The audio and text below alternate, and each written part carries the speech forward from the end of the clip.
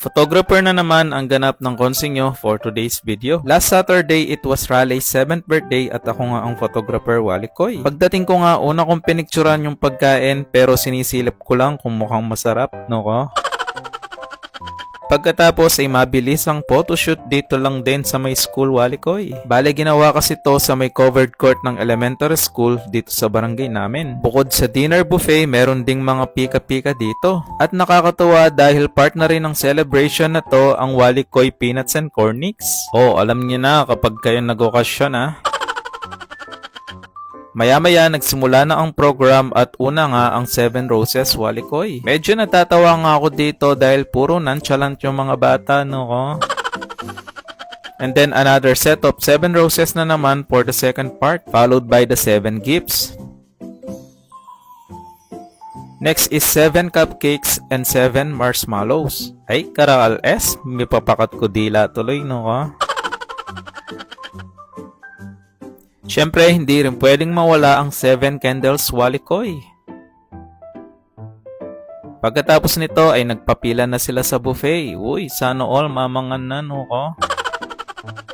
Bale, inantay ko muna makaupo yung mga bisita, Wally Koy, tapos pinicturan ko sila per table. At nung kakain na nga sana ako, biglang nag-resume yung program, no ko?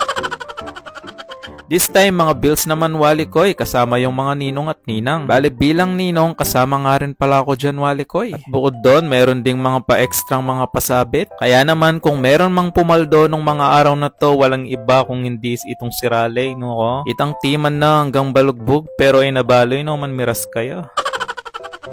Happy birthday, Raleigh. Sana lumaki kang mabuting tao. Sa ngayon, enjoyin mo muna yung pagkabata mo at huwag mong madaliin. Stay healthy, mabait at pogi katulad ni Ninong, no?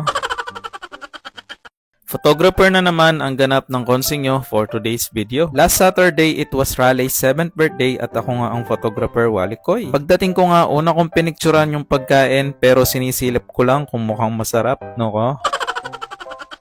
Pagkatapos ay mabilis ang photoshoot dito lang din sa may school, Wally Koy. Bale, ginawa kasi to sa may covered court ng elementary school dito sa barangay namin. Bukod sa dinner buffet, meron ding mga pika-pika dito. At nakakatuwa dahil part na rin ng celebration na to ang Wally Koy Peanuts and Cornix. Oh, alam niyo na kapag kayo nag-okasyon ha.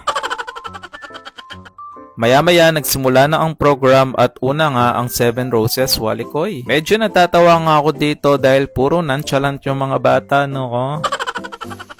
And then another set of 7 Roses na naman for the second part, followed by the 7 gifts. Next is 7 cupcakes and 7